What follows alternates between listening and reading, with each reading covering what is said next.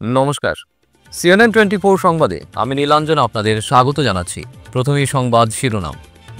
চিকিৎসকের সঙ্গে দেখা করতে গিয়ে দুষ্কৃতীদের আক্রমণে রিপ্রেজেন্টেটিভ আহত, রাঙ্গিরখানি থানায় ঘেরাও। হিলারা ও সুকৃতিপুরে ৪৫ দিনের জন্য গুয়াহাটি দুর্লভছড়া এক্সপ্রেসের সাময়িক স্টপেজ ঘোষণা উত্তর পূর্ব সীমান্ত রেলওয়ের। তাছাড়া বর্ষার আগে বন্যার প্রস্তুতি নিয়ে পর্যালোচনা বৈঠক মন্ত্রী কৌশিক রায়ের। হরিনাবি ঢেউ সাংস্কৃতিক ও একাডেমিক আয়োজিত সাংস্কৃতিক সন্ধ্যা উদযাপিত। শ্রীভূমি শহরে চুরির হেরিক, পুলিশ প্রশাসন অসহায়। এবারে সংবাদ বিস্তারিত। চিকিৎসকদের সঙ্গে দেখা করতে গিয়ে দুষ্কৃতীদের আক্রমণে মেডিকেল রিপ্রেজেন্টেটিভ দেবাশিস ভট্টাচার্য গুরুতর আহত হয়েছেন। বুধবার এ ঘটনার প্রতিবাদ জানিয়ে রিপ্রেজেন্টেটিভরা দুষ্কৃতীদের গ্রেপ্তারের দাবিতে রাঙ্গিরখানি পুলিশ টাউন ফাঁড়ি ঘেরাও করেন। এদিন রিপ্রেজেন্টেটিভরা দুষ্কৃতীদের গ্রেপ্তার করে দৃষ্টান্তমূলক শাস্তির দাবিতে সোচ্চার হন। এছাড়া রাঙ্গিরখানি পুলিশ টাউন ফাঁড়ি ঘেরাও করে অতি সত্বর অপরাধীদের গ্রেপ্তার দাবি জানিয়ে ২৪ ঘন্টার সময়সীমা বেঁধে দিয়েছেন তারা। ঘটনার বিবরণ জানতে গিয়ে আহত রিপ্রেজেন্টেটিভ দেবাশিস ভট্টাচার্য এবং তার সতীর্থরা জানান, ঘটনাটা কালকে ২৭ মে রাত্রে ধরেন ১৫:১০টার সময় আমি আমার কলিগ আরও অন্যান্য কলিগরাও এখানে উপস্থিত আছিল। আমরা বাইকটা এখানে পার্ক করা আছিল। তার স্কুটির উপর থেকে তার ওয়ার্কিং ব্যাগটা, তার হেলমেটটা এবং স্যাম্পুলের যেগুলো ব্যাগ আছিল সবগুলা একটা মানুষে রাস্তার মধ্যে ফালাই দিছে। স্কুটিটারও ইভেন পার্কিং সাইড থেকে রাস্তার মাঝখানে নিয়ে ফালাই দিবার চেষ্টা করছে।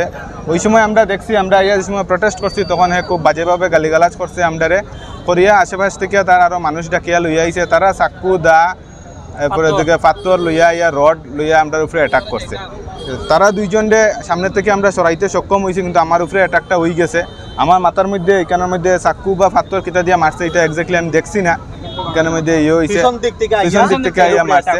এটার কিবা সিসিটিভি ফুটেজ আপনারা ইয়ের মধ্যে দিকে পুলিশে ভেরিফিকেশনে বাইরে দিতে পারবো। তো আমরা এখানের মধ্যে লাইফ সেভিং ড্রাগ লইয়া আমরা কাজ করে গিয়া ডক্টররা এখানে দেওয়া যায়। এখন এরকম যদি আমরা উপরে হয়, এটার লাগে আমরা একটা করছি, এফআইআর করা হয়েছে। তার অ্যারেস্ট আমরা চাই। থানা থেকে ২৪ ঘন্টার ভিতরে অ্যারেস্টের করছে, অ্যাসুরেন্স দিচ্ছে। আমার নাম দেবাশিস। ওই যে ফটো একটা আছে, তার নাম, ওই যে একটা ফটো আছে ছেলেটা, দুজনের এখানে স্থানীয় বাসিন্দা। ওই বাসিন্দারাই আইয়া হের উপরে অ্যাটাকটা করছে। এই যে অ্যারেস্ট হইতো, আইনি নিয়ম উপযুক্ত শাস্তি ওইগুলি হইতো। আমরা খালি এইটাই চাই। এরা কালকে রাত্রে তো আমরা এখানে রাত্রেবেলা সদর থানাতে এফআইআর করা হয়েছিল, তারপরে এটা এখান থেকে এখানে ট্রান্সফার করা হয়েছে। আর এখানে আজকে আমরা আইয়া দেখা করার পরে আমরা কোয়া হয়েছে যে 24 আওয়ার্সের মধ্যে এরা অ্যারেস্ট করার অ্যারেস্ট করবো কালকে। আমরা সেকেন্ড টাইম আমরা অ্যাসোসিয়েশনের থ্রুতে কথা কইয়া এরপরে যেরকম করতে লাগে যেটা এটা করব জানাইমু। আমরা আর কি সুন্দর করি, আমরা যেরকম আমরা প্রতিবাদ এটা জানানি, যখন যেরকম আমরা জানাই দিয়েছি সেম এরকম ভাবে আমরা সবাইকে প্রতিবাদ জানাই। আমরা সমাজের লেগে কাজ করলাম, আমরা পেট ঘর চালানোর লেগে কাজ করলাম, কিন্তু এরকম গুন্ডা রাজত্ব করিয়া এখানে হের উপরে অ্যাটাক করা হয়েছে এরকম লাইফ থ্রেটেনিং ভাবে, অ্যাটেম্প টু মার্ডার হিসাবে, এগুলি জিনিসটা নন অ্যাকসেপ্টেবল না। আপনার শিলচর হার্ট কেয়ার যে আছে পিসি বিদ্যালয়, এটার অপোজিটে আরুষি মেডিকোজের সামনে হয়েছে ঘটনা। সব ফার্মা ইন্ডাস্ট্রির সব এক লগের মানুষ তারা আইছে। আমরা কইমু যে কালকে যে ইনসিডেন্টটা হয়েছে তারা অ্যারেস্ট করা হোক, উপযুক্ত তারা শাস্তি দেওয়া হোক, যাতে হে ফার্দার এরকম কোনো নেক্সট বা আমার যে কোনো প্রফেশনের সাথে বা যে কোনো মানুষের সাথে হে যেন এরকম কিছু নেক্সট ঘটনা করে না।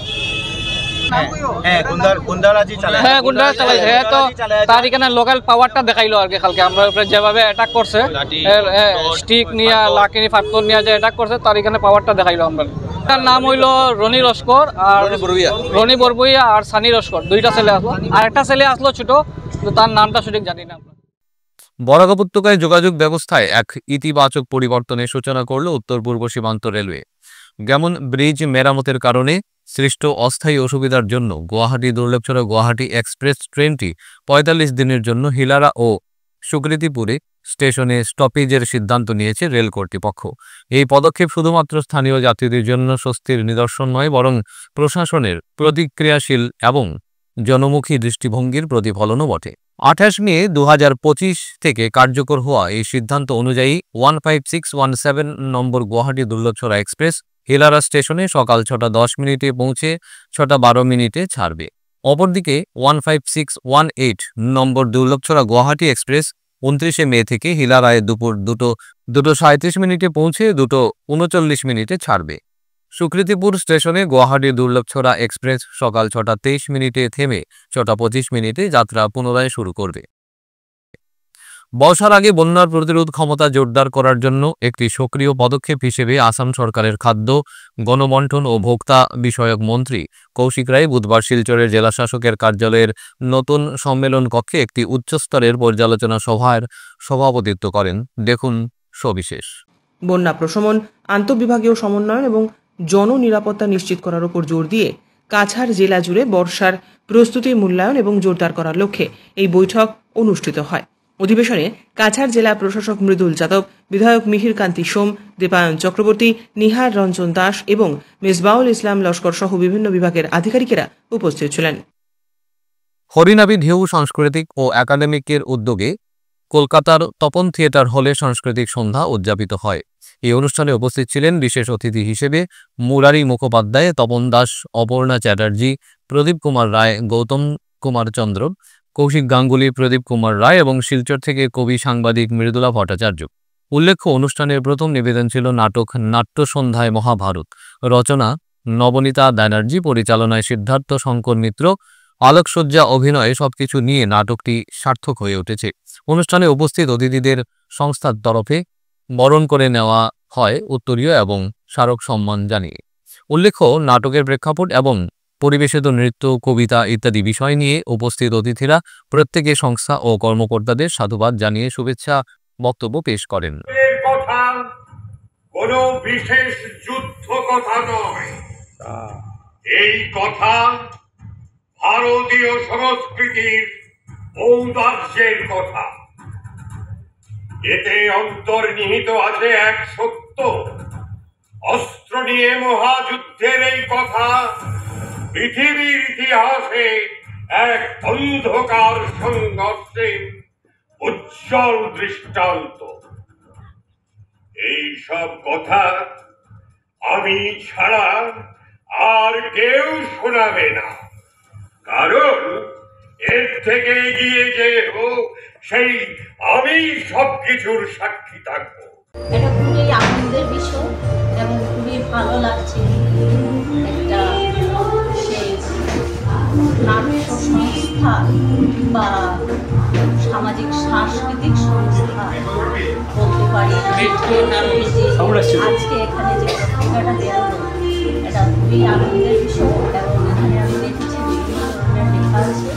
এটা সমাজকে একটা দিশা দেবে আমার মনে হচ্ছে। সোশ্যাল অ্যাওয়ারনেসের ক্ষেত্রে ঢেউয়ের অবদান সেক্ষেত্রে কতটা বলে আপনি মনে করছেন?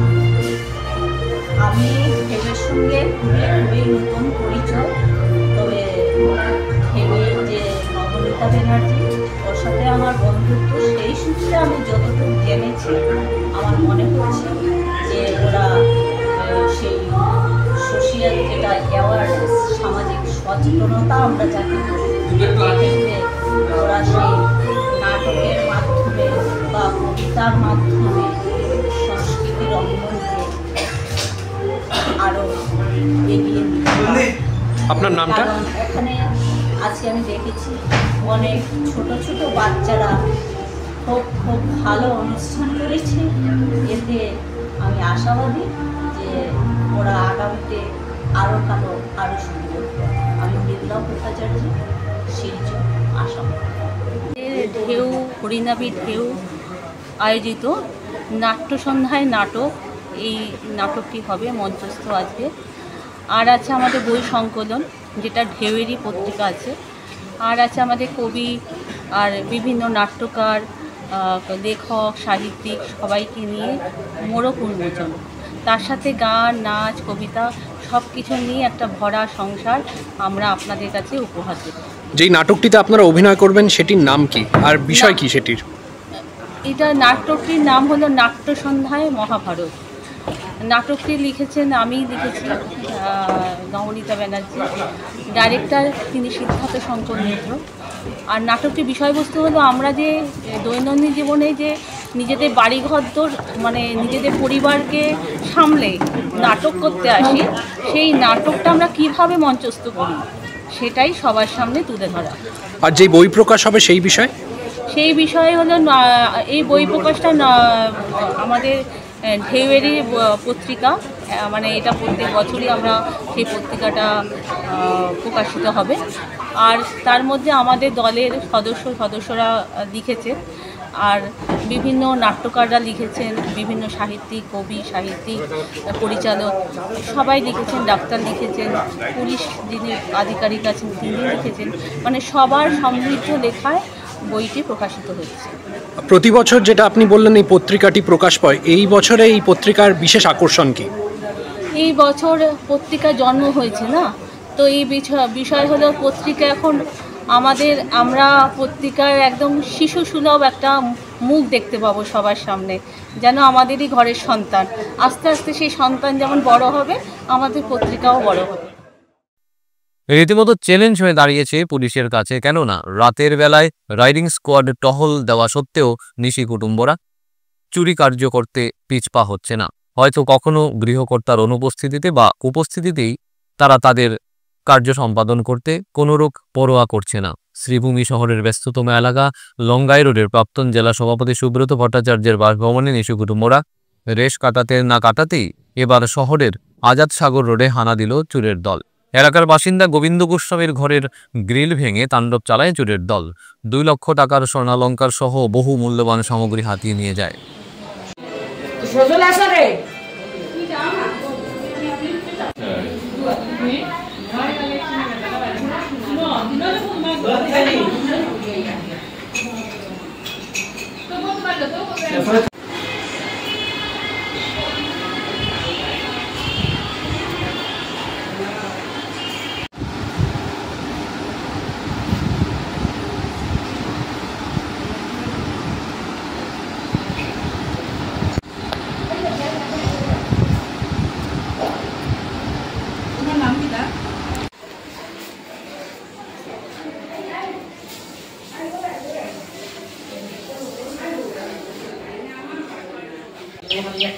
কি বলবো, আর তো কালকে একটা অবধি আমরা সজাগ ছিলাম, গরমের জন্য সজাগ ছিলাম।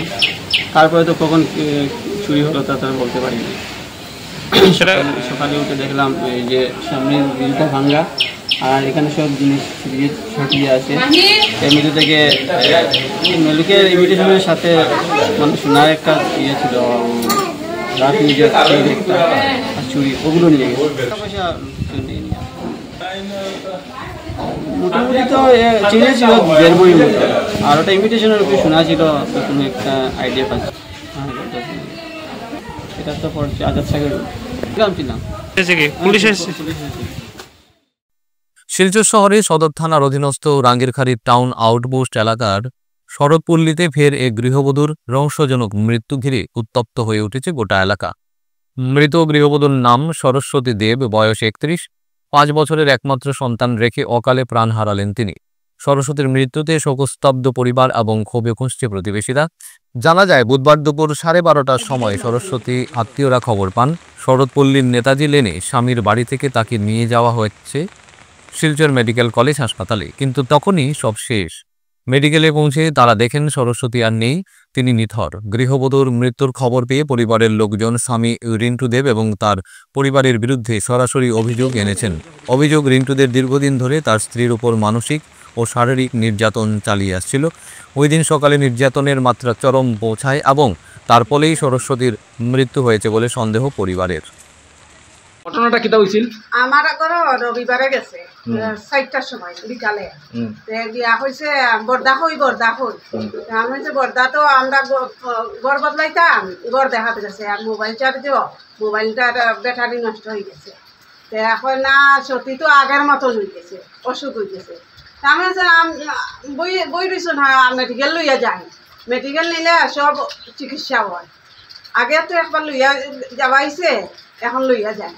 এখন আমি সামনে দিতাম আমি কাজে তাইরে পয়সা কই পাইতাম আর তাইরে তুই আমি কই কাজে দিতাম তাই দেখে দেখো আমি আমার জামাইয়া আমার দেখেন না আমি তো একলা থাকি জামাইয়া বউ আপনি বিয়া করছেন আপনি লইয়া দিতেন না বাবু জামাইয়া দিত বউয়ে দিত জামাইরা দেখে না আর জামাইয়া দিত বউরে দেখে না কিরকম সংসার এটা কি নাম মারা গেছে যে কি নাম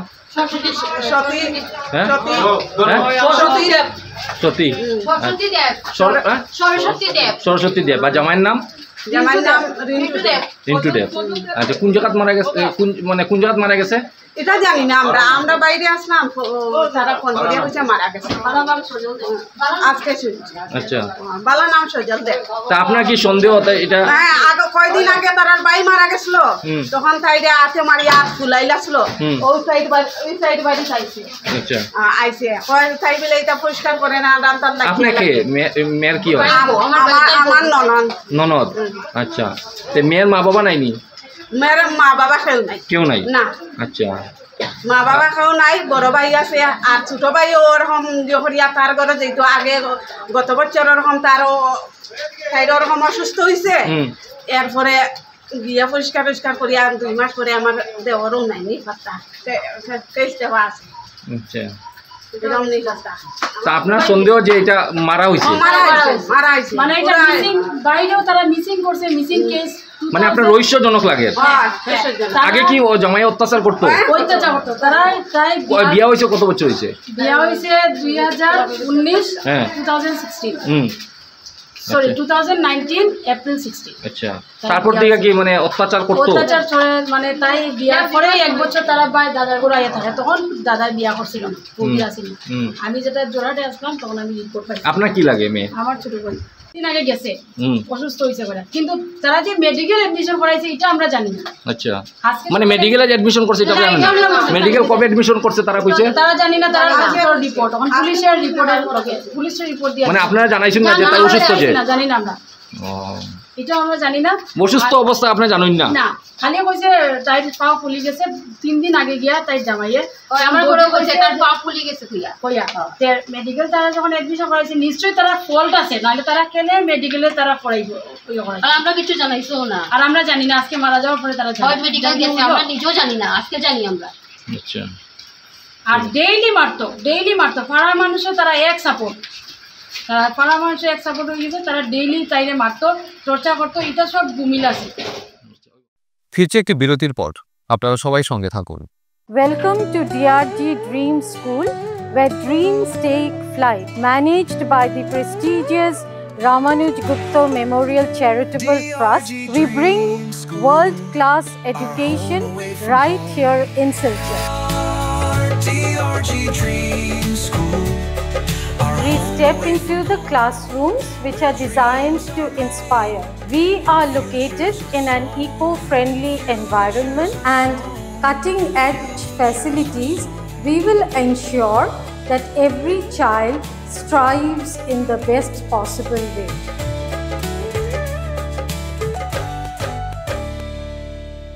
At DRG Dream School, where dreams take flight, we don't just teach, we shape the future.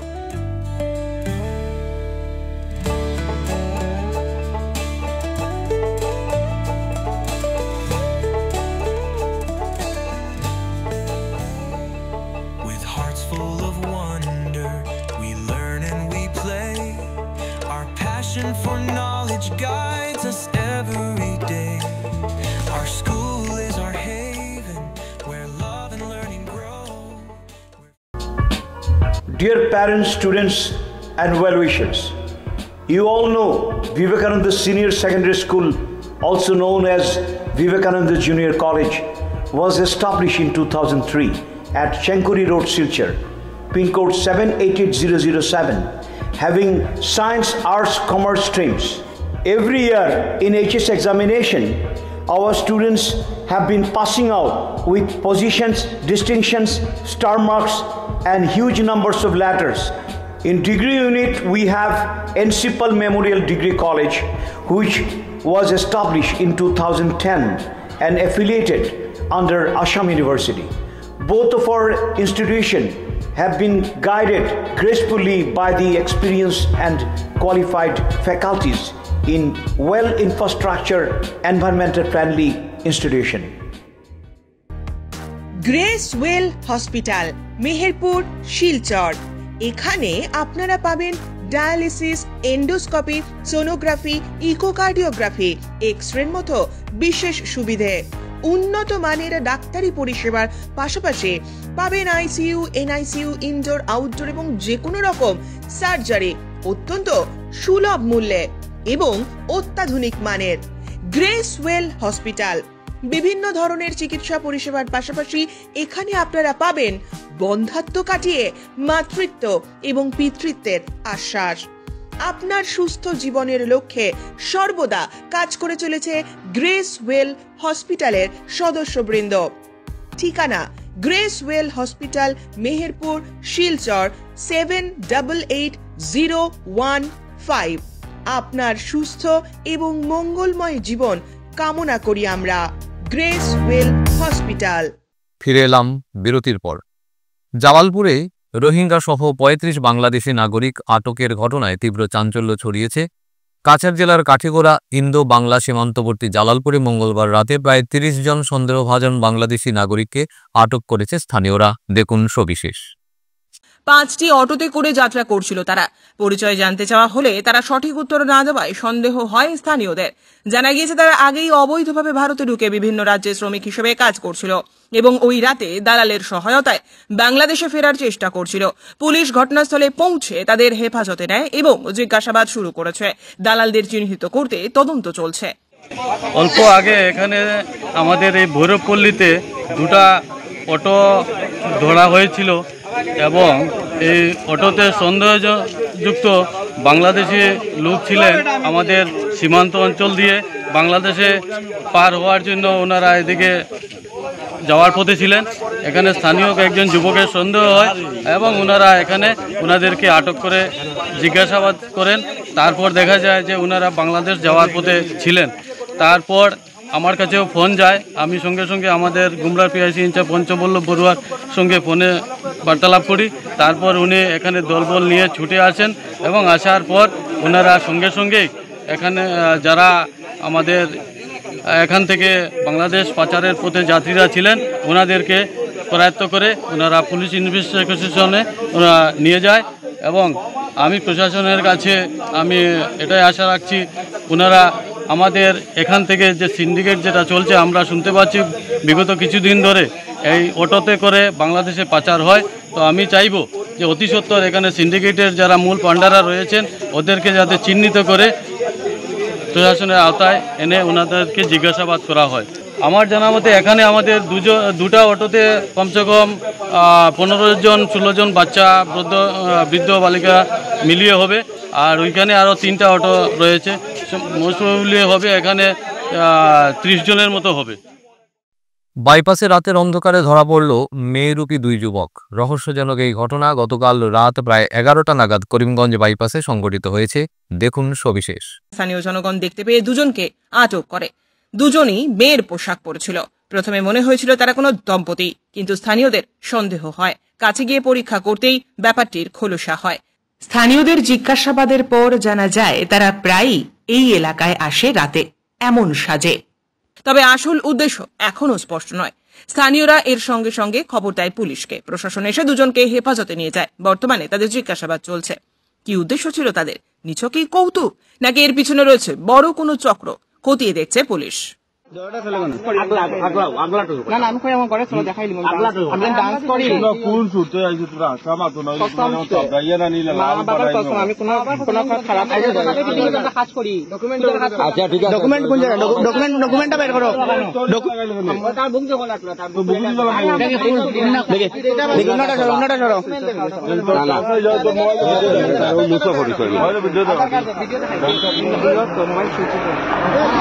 Mobile ঠিক আছে, তোমার মোবাইল কই? তোমার মোবাইলের আইডি দেখাও তাই তোমার আইডি দেখাও। কার আইডি আছে? পুলিশে অসুবিধা কোন করছে নি? অসুবিধা কোন করছে নি? কোন করছে নি? অসুবিধা হচ্ছে তারা যাট করে তারা ছাড়বো।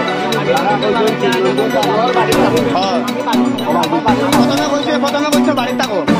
প্রথমে এখানে কইছো, এখানে কইছো প্রথমে বাড়িতে থাকো। তোমরা বাড়িও কোনো কইছো না? কিমানদু পারর ওসাইছে? কিন্তু ভালো বাড়িছে, এটার মধ্যে আমরা কিদার কাজ করি। আমার বাড়ি হলো না কিমানদু বাড়ির ওসাইছে। চুলটা কিটা নকলি নি নাকি? চুলটা নকলি কিটা লাগে? তুই এটাও লাগাইলে কিটা লাগে? মেসা দিলে তিনটা ছেলে কিটা লাগে ডিস্টার্ব দিত। হ্যাঁ আমি কইছি ঠিক আছে মিলওয়াই আছে, পরে তুমি মেনা ছেলে আমি কইছি মেতে মিলওয়াই ও তুমি মিলবার লাগে। ঠিক আছে তিনটা তারা আমরা দেখছি তারা এনে দুইবার ওইখানে একবার ইয়ে ধরতো, ওখানে আইয়া তুমি ওখানে আইয়া তারা লগে মিলছো।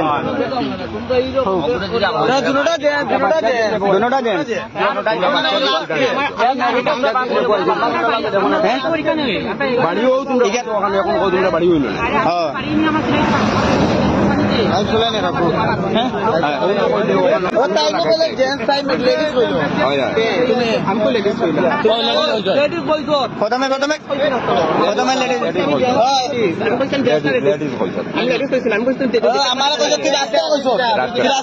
আমি কইছি তোমার তুমি কইছো আমি কইছি এখানে সব আমরা সব কিতাব বেইমানি না কিতা আমরা শুনছি না এখানে শুনছি না আমরা শুনছি না কিতা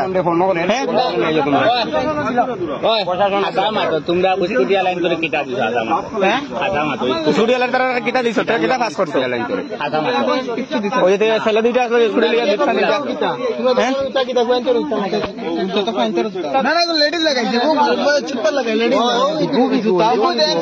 এই উন্নাটা সরা উন্নাটা ইয়োটা দেখে হ্যাঁ দেখ দুইটা আসলো তারা দুইটা আছে এটা কি দাইনো বাইনজো কি মালা বাতিল লাগে ওইনো বাইনজো কি উন্নাটা ওই গুবিটা দুইটা ব্যাগ আছে আমি কিটা আপনার বাড়ির কত সামনে কত আছে কি কইছো মানু আমটা হইতো না দেখো তোমরা একটা গড়বড় না হইলে তোমরা মেয়ে দিয়া এবার রাইট ইকানো কথা না এরা তো নাম লাগে আমি কইতাম এই যে সবটা তুলিটা এটা দেখে লাভ নাই তারা আতো নাম সেলফি মারতিও ফেক লাগাই তো ফেক লাগাইয়া তারা মেয়ে সাজিয়া ইনো রাইট অত রাইট আইতো হ্যাঁ রাত 12টা বাজে নিশ্চয় তো কোনো একটা কারণ ও তাহলে ওটা ও তো ফেক লাগাইছো তোমরা কারণ কই দেও তোমরা তারাও দিব আনলাইলে প্রশাসন তোমরা দেও হইব প্রশাসনে তারা বিচার। শহরের পাশাপাশি গ্রামীণ সড়ক পাকাপোক্ত করার সরকার জোর গলায় বললেও উন্নয়নের নগ্নরূপ উঠে এলো শ্রীভূমি শহর সংলগ্ন দাসগ্রাম নয়াবাজার এলাকায়। বিগত দিনে বেহাল সড়ক নিয়ে সরকার থেকে প্রশাসন আবেদন নিবেদন করা সত্ত্বেও সড়ক সংস্কারের কেউ গুরুত্ব দিচ্ছেন না। এটা আমার অভিযোগ নয়, স্থানীয়রা অভিযোগ উত্থাপন করেন। বর্ষার সময় সড়কের অবস্থা আরও বেহাল হয়ে যায়, তাতে স্কুল কলেজ পড়ুয়া থেকে অন্তঃসত্ত্বা মহিলারা চলার দায় হয়ে যায়। বুধবার ওই সড়কের বেহাল অবস্থা কাটাতে জেলা আয়ুক্তের কাছে স্মারকলিপি তুলে দেন স্থানীয়রা। বৃহত্তর জনগণের স্বার্থে বেহাল সড়ক সারাতে করিমগঞ্জের অভিভাবক মন্ত্রীর হস্তক্ষেপ কামনা করেন তারা। আমরা এসছি ফকিরাবাজার টু নয়াবাজার যে গ্রেটার যে এরিয়া আছে সেই এরিয়ার জনগণ। এই হচ্ছে আমাদের মেমোরেন্ডাম ইস্যু হচ্ছে কি মূল সাবজেক্ট হচ্ছে যে ফকিরাবাজার থেকে নিলামবাজার পর্যন্ত একটা পিডব্লিউডি রোড গেছে, যে পিডব্লিউডি রোডটা এফএন রোড বলে। আবার দাসগ্রাম থেকে নয়াবাজার পর্যন্ত একটা পিডব্লিউডি রোড গেছে। এই দুটো রোডের সমন্বয় হচ্ছে গিয়ে দাসগ্রাম। আমরা যেটাকে অনেকটা যেমন ধরুন ফকিরাবাজার থেকে যেটা দাসগ্রাম পর্যন্ত কিছু পুরোটা নদীর উপর দিয়ে গেছে, নদীর পাশ দিয়ে গেছে।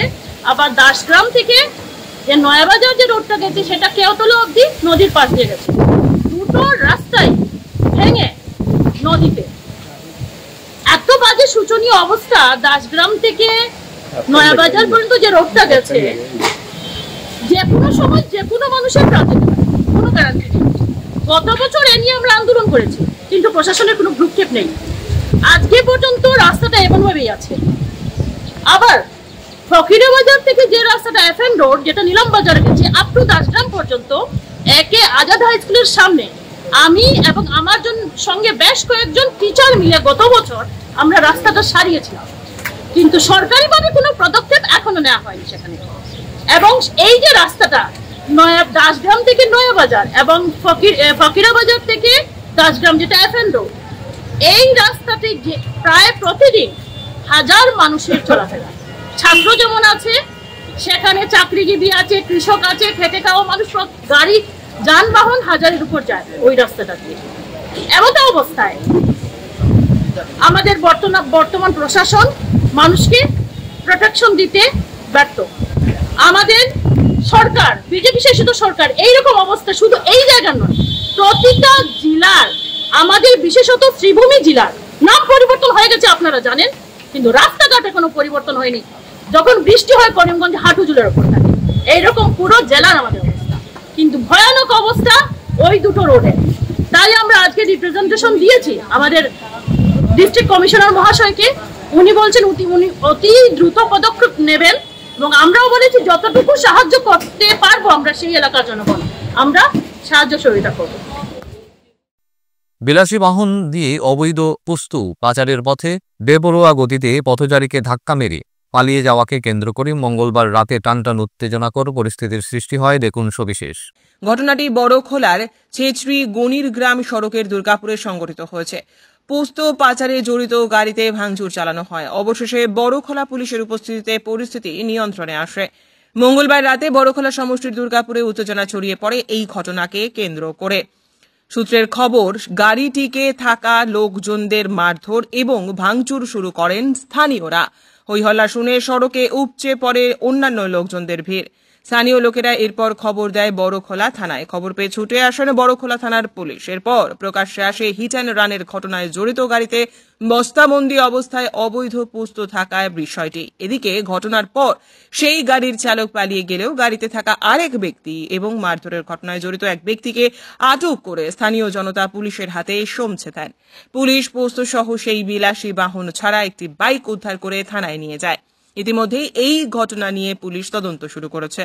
আমরা বাড়ি তো হঠাৎ করে শুনি দুরুম দারুম শুরু হয়েছে, বাইক লইয়া তারা দুই তিনটা বাইক লইয়া ছেলে আইসই আইয়া গাড়ি ঘুরি শুরুয়াটারও সামনে পাইছে, গাড়ি তো স্লো হয়েছে, আটকাইও গাড়ি আচমকা ভাঙা শুরু করছে, গাড়ি তো ভাঙিলা।